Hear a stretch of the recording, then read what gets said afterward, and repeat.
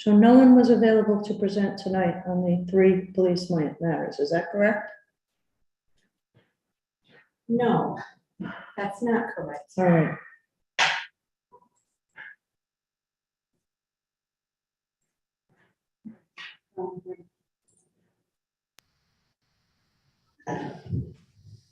All set, Madam Clerk? Good evening. I'm Councilwoman Joanne Ryan, calling the Committee on Finance regular meeting to order. It is Thursday, March 10, 2022. It's just 5:34. Madam Clerk, could you kindly read the roll? Chairwoman Ryan, Present. Vice Chairwoman Castillo, absent. Councilman Narducci, absent. Councilwoman Anthony, Present. Councilman Taylor. Here. We have 3 present and 2 absent. We have a quorum. Thank you. Okay, let the record reflect that we have Pro Tem Espinal, who has joined us. We have Councilwoman LaFortune, who has joined us. Anyone else? Nope, Councilman Correa has joined us. Okay, Kenny Cheverini is our solicitor this evening. Welcome. And I see Chief Mancini is with us as well. Okay, so I have, I'd like to entertain, we have a number of disability waivers, and I think I'd like to bundle them together if there's no objection from the committee. I'd like to entertain a motion to waive the reading of items 1 through 7 and take the matters together. May I have that motion? So moved. Motion So made by moved. Council Anthony, seconded by Leader Taylor. All in favor? Aye. Any Aye. opposed? Aye. Have it, motion carries. Thank you. Okay, so let's swear in. We have Stephen Smith, who is with us this evening, who is going to present on this topic, testifying on items 1 through 7. So Madam Clerk, could you kindly swear in Mr. Smith? Please raise your right hand. Do you swear that the penalty for any testimony you're about to give is the truth, the whole truth, and nothing but the truth, so help you God? I do. And he is live and in person. I see Solicitor Cheverini has his hand raised. Yes, Madam Chair. Can I just give a brief overview of why Mr. Smith would be here, so the committee has some understanding of what's before you? Absolutely, please do. So under section 17189 of the Providence Code of Ordinances, there's a criteria for applying for a city accidental disability. One of the requirements is that the application for disability must be filed within 18 months of the date of the injury. So what we have seen at times across the board from police, fire, and 1033 individuals who are injured, who are treated either on workers' compensation or are injured on duty, and the treatment goes beyond the 18 months. And as a result of that, if they haven't filed, they would be precluded from applying for a disability.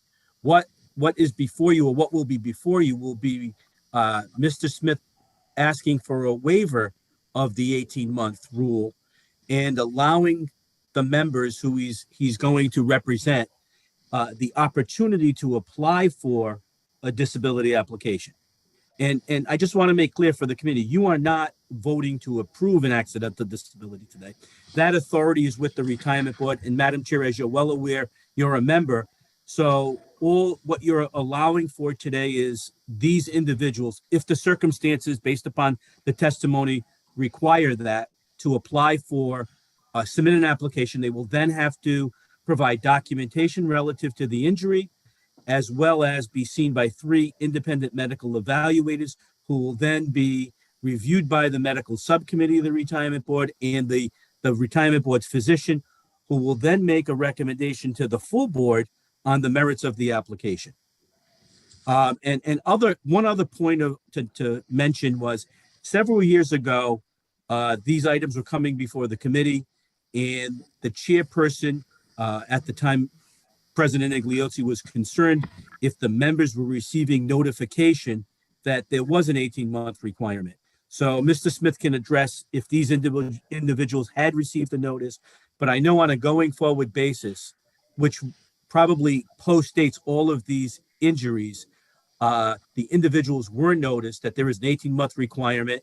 And I know to today, new individuals who are injured, as they approach the 18-month requirement, Human Resources are notifying them that their date to file is upcoming. So I just wanted to give you a little overview before you heard Mr. Smith. I greatly appreciate that background. That's extremely helpful. I see Councilwoman Anthony's hand raised. Thank you so much, Madam Chairwoman. I just have a quick question for Attorney Solicitor Sheverini, and thank you so much for that because it's very helpful. Did I just hear you say that the protocol that we have in place right now for the notice of the 18 months is something that's in place now and wasn't in place earlier? Can you tell us when that protocol was put in place? I don't recall the date, but I know these were coming before the committee, and I know there was some frustration on the committee that when they kept hearing that individuals weren't noticed of the 18-month requirement, there was some concern. So Human Resources did appear. I don't believe it happened. It started under Mr. Echeverria's tenure. I know it started when Miss Bailey was here, but I don't know the time. But the protocol now is when individuals have a work-related injury, they're noticed of the 18-month requirement. And as they approach that 18-month date, they are then again informed. Now, I will tell you, Councilwoman, there may be instances when 18-month comes around, they may not be in a position where they're disabled and they have to provide medical documentation to the board for the application that says they're disabled and they should be retired. So sometimes, even with the notice, they may not be able to provide a completed application to start the process.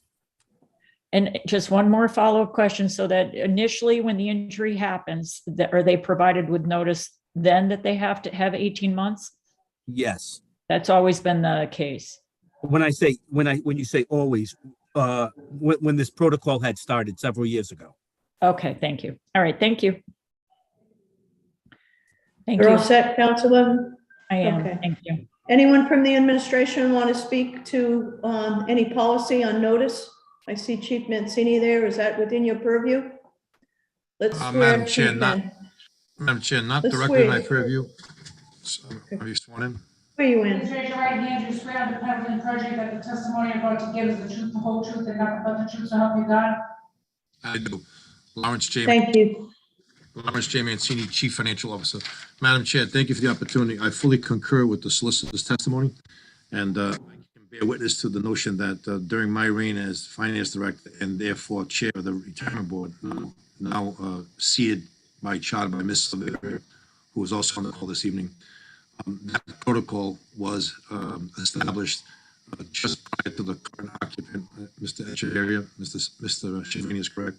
I do believe, in addition to at the time of injury, I do believe when a new employee is onboarded, it is noticed at the time of onboard. It's in a packet that indicates that should a workers' comp event occur, there is an 18-month timeline, and then the tolling of that 18 months does begin at date of injury, and there are several notices that follow. I believe in 1 year, 15 months, 17 months, and then finally 18 months, is my understanding from the manner in which the Human Resource Department and Benefits notifies the individual and their representative. I'm sure that Mr. Smith could probably speak to the same as well. Thank you very much, Chief. For the benefit of the committee and this discussion, could I ask that you make a request on my behalf to the Director of HR and ask him to state that policy, to express that policy to the council in writing, and to make sure that it is indeed in place. In my tenure on the Finance Committee, this is something that we had asked for many, many months ago. So I am aware that the procedures were put in place before the current HR director was established or appointed. So let's just take the extra effort. We see a lot of these, as you can see, there's 7 here tonight. Let's just make sure that we're crossing all our Ts and dotting all our Is and the appropriate notices going out. Just take this opportunity. Thank you all for the discussion on this topic. Without further ado, I think I'm going to ask Mr. Smith if he could kindly speak to these 7 items. Again, as the solicitor had expressed, basically asking to waive the 18-month rule to allow these folks to go forward. With that, Mr. Smith, do you have any comment? Thank you, Madam Chairwoman and members of the committee. As Solicitor Cheverini so eloquently stated, that all of these individuals have passed the 18 months. My understanding is all were trying to, they were going through their rehabilitation, treating their injuries. And let me just add to this discussion, it puts the individuals in a dilemma. If they all wanted to come back to work, at least my experience with not only these individuals, but others. And I don't know, the other blind spot here is we're not notified, meaning the youth, as to if notice is given. Normally when there's communication from HR to any of our members, we usually CC. I think that would be an effective policy going forward if that makes sense. So we could keep on this. The other issue with the 18 months is even if they comply with that guideline, then we would urge them to apply for the disability pension as they're trying, even if their rehab may be completed in, let's say, 20 months from the injury. They would really be forced to apply prior to, and that's something that I think myself, Ron Coyer, and Kenny Cheverini had the conversation about. And I know that's a little bit off the beaten path to what we're here for tonight, but I do think if there could be a more seamless reporting process, and if we're given notice that an individual has been notified, I don't think when someone's on board and they're gonna remember, 10 or 15 years from the time they're hired, that there's this policy in place. Right. So I think if HR is, I don't know if these individuals were noticed. Many of their injuries, their injuries go back to 2007, just roughly 2017, 13, 2009, 2017. And some are more recent, but I can't say for sure that they were noticed if they have the correct address. We've had issues with HR where our members are noticed of a disciplinary hearing and it's sent to the wrong address, or the addresses aren't updated with the city. So I think there's some work to be done, and we'll be happy to assist. So if we were noticed, then we could follow up with our members, and the owners would be on us to be sure that they comply with the 18 months. Okay. All righty. So committee members, I think we need to kind of firm up our understanding of what the procedures are for notification. I agree with you, Mr. Smith. Someone who gets a notice when they're hired and then a year or whatever into the process, I question the effectiveness of our notice process. So let's get a copy of that. So go forward, we can make sure that we're on top of everything we should be. Councilman Anthony, I have your hand up. Just one really quick question. I'm sorry. Thank you, Madam Chair. The 18 months, is that something that is controlled by the municipality, the state, or the federal government? I'm just wondering where that comes from. An ordinance. It's our ordinance. It's our ordinance. Okay, thank you. So I assume that could be amended if we needed to. Okay. Madam Chair? Okay, solicitor, yes.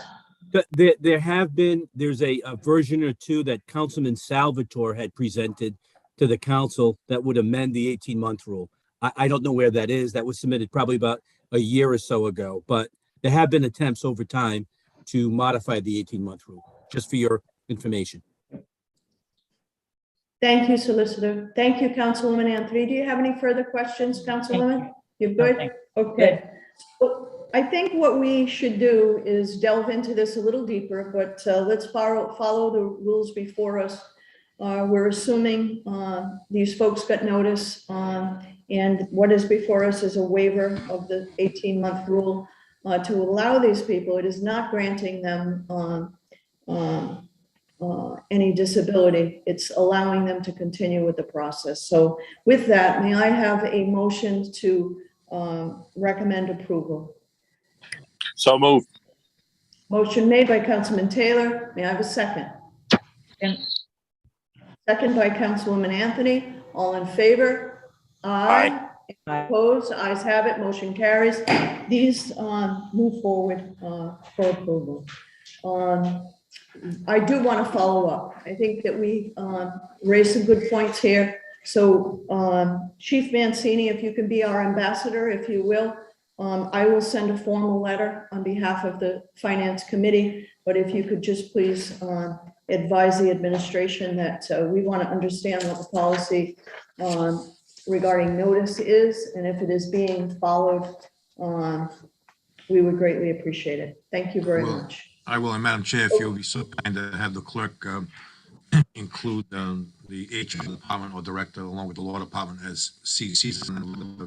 Absolutely, we will, we will. Okay, item 8, Madam Clerk, read item 8 into the record, please. Thank you very much, Mr. Smith, we appreciate your time. Thank you, Mr. Committee. Resolution authorizing careful approval of of the the following boards. ratification of contract award by the Board of Contract and Supply in accordance with section 21-26A of the Code of Ordinances, Conduit State and Local Solutions Incorporated, Police Department. Okay, who do we have present to testify on this matter this evening? Is anyone here to present on this matter this evening? No one from the administration would like to speak on this contract? Madam Going Chair, once? Yes, sir? Yes, Chief? if I may, I'm not familiar with the contract, and I don't know if it was expected to be a representative of the department present. My apologies for the city, but I don't know that. Okay, I understand we asked the solicitor, not the solicitor, the superintendent, and I guess we had a couple of asks out, didn't we, on this matter? Who was asked? The Colonel?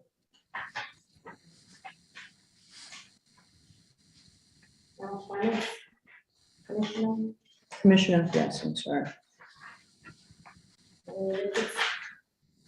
The deputy commissioner? Yes. Okay. All right, they're not here today. Let's take a motion to continue. Item 8. May I have that motion, please? So moved. second, Motion made by Councilman Taylor, seconded by Councilman Anthony. All in favor, aye. Any opposed? Ayes have it. Motion carries. 8 is continued. Item 9, please read into the record. Resolution authorizing approval of the following piggyback contract award for the Sourcewell contract number 010720 by the Board of Contract and Supply in accordance with section 21-26B1 of the Code of Ordinances, Axon Enterprises Incorporated, Department of Public Safety. Is there anyone here to present on this matter? I'm assuming that no one is here to talk about this. Chief Mancini, do you have any knowledge of this that you'd like to share? Okay. Madam Chair, We also asked, that's okay, we asked the commissioner, the deputy commissioner, as well as the colonel to come to brief us on this. Okay, let's continue this matter. Motion to So moved. continue, made by Councilman Taylor, seconded by Councilwoman Anthony. All in favor? Aye. Any Aye. opposed? I have it. Motion carries. Okay, that's 2 in a row. Let's try number 10. Item 10, Madam Clerk, please read it into the record. Communication from Janet M. Costa, Internal Auditor, dated January 28, 2022, submitting a review of tow contracts conducted by the Office of the Internal Auditor. The period of review is FY 2019 to October 2021, with the recommendation to review further. Okay. Anyone here to discuss this item? Madam Chair, once again, on behalf of the Finance Department, we are not briefed on the matter and would not be able to provide testimony. Okay. I think shy of the attendance on this meeting of the commissioner, the deputy commissioner. I see Auditor Costa. Do you have any comments at this point? And would you like to wait until the folks that are responsible for this are here to testify? Is that fair to say? No, I believe the clerks were told that the deputy commissioner was unable to make the meeting tonight. She had a previous engagement. So all of these matters have to do with one and the other. It all has to do with the Board of Contract and Supply, and I recommend that all of them stay together, so we can understand the processes that are not being followed.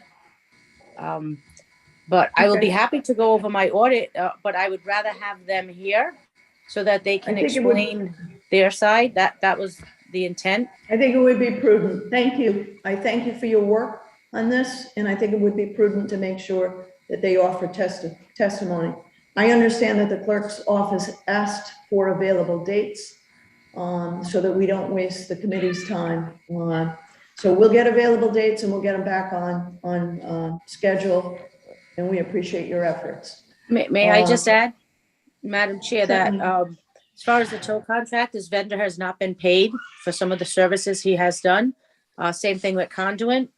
Axon is a new contract. So as sooner they can come and attend and testify, that would be great. We could all work together and get these vendors paid. How long has it been since they haven't been paid? A portion of Conduit has not been paid because part of the contract has been signed off without board approval, and that's the part that's before you. So Okay. some of the items, they take care of red lights and speed. That portion, I believe, has been processed. But the part that does the tickets has not. As far as the towing contractor, their last payment was in last June. And when the department was notified of the incorrect payments, they still continue to work with them, even without a purchase order or without board approval. Thank you for that clarification. Are you all set, Auditor? Yes. Thank you. I see Leader Taylor, you have your hand up. Yes, I have an actual question for the internal auditor.